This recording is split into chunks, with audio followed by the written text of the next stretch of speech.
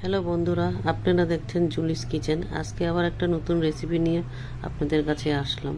শীতলের নাড়া সেটা। প্রথম আমি সরষের তেলটা দিয়ে দেব। এখানে 2 চামচ পেঁয়াজ দিয়ে দেব, পেঁয়াজ পেস্ট। পেঁয়াজটা একটু ভাজা ভাজা করে নেব। 1 চামচ রসুন দিয়ে দেব। 2 চামচ টমেটো দিয়ে দেব। কাঁচা লঙ্কার পেস্ট 1 চামচ।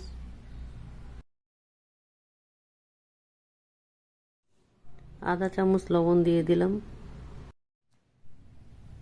এখন শীতলটা দিয়ে দেব। শীতলটা দিয়ে তারপর মশলাগুলিকে সাথে একসাথে সবগুলি মিক্স করে ভালোভাবে অল্প নেড়ে ছেড়ে নেব। ভাজা ভাজা হওয়ার পরে জলটা দিয়ে দিলাম। জলটা দিয়ে অল্প নাড়াচাড়া করে দিলাম। আধা চামচ চিনি দিয়ে দিলাম। লাস্টে ধনেপাতা দিয়ে দিলাম।